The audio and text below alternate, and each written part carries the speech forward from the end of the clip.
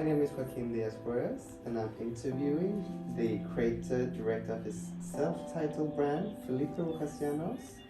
Welcome, Felipe. Thank you. Hello. I want to ask you some questions, so let's get started. I want to ask you how the brand emerged first.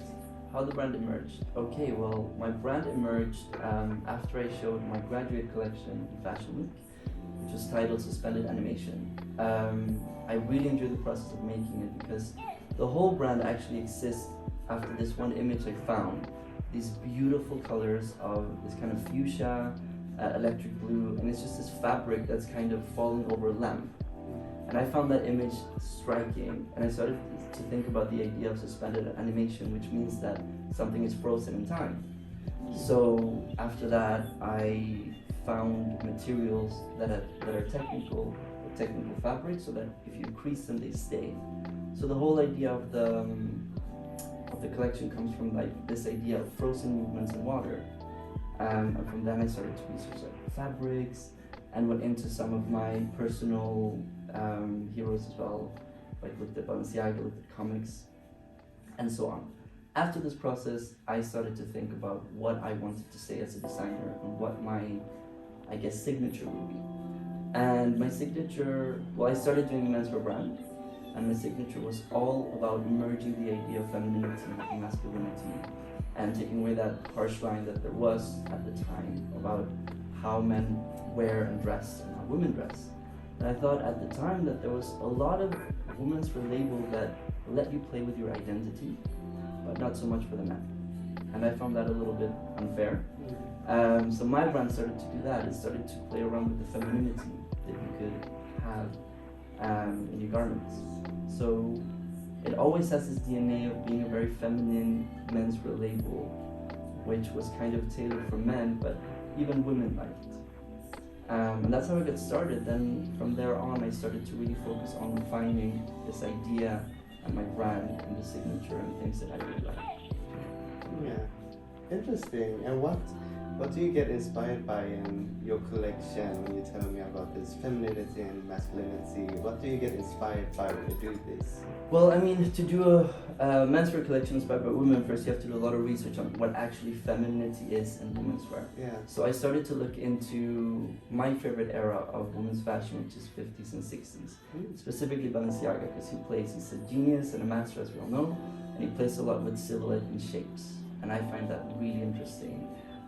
Because I don't design very kind of skinny fitted, unless it's very drapey maybe, garments, because I don't think that's very welcoming to the audience. Just like Balenciaga said, he designed for women, he didn't design for like stick figures.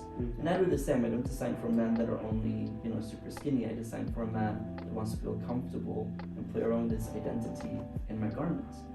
So I looked at him for silhouettes. I looked at couture a lot because there's so many beautiful details that you can take for inspiration, but also I have a very large knowledge about films. I'm a film buff, so I know a lot about films. I read a lot of mythology because I love Greek and Nordic mythology as well, all sorts of mythology, and comics as well, and graphic novels. These are kind of three of my main inspiration sources, and I always try to inject that into my collections. So I don't really have one inspiration source. I have a lot of different things that I like, that I kind of recreate and create my own, at the time, collection that I'm working on. Interesting. Would you say that when you're telling me that you mix this mythology and films and comics, it's a lot of like fantasy and storytelling. Would you say that your collection is very much about having a story? Yes, it's always been, even when I was a student, it's always a storytelling collection. I don't like to design, there are some designers that design garments, but that's not how I approach fashion. I approach fashion as a story, because I find it, first of all, it's more interesting. Secondly, it's easier for you to kind of mold what you're trying to say. And I mean, we create illusions. How can you create an illusion without telling a story? That would be very strange to me. I don't know how I would approach it differently. It's definitely storytelling. And I've learned from a lot of different fashion designers, they start by telling stories always. It's like it's a very nice approach when you're creating. I think that helps you as a creative person. Yeah, very interesting. I could keep going ask you those questions, but to another question, what can we expect from your brand and you 2023? Well, my brand is going through a direction now where we're taking away the idea of tailoring only for menswear.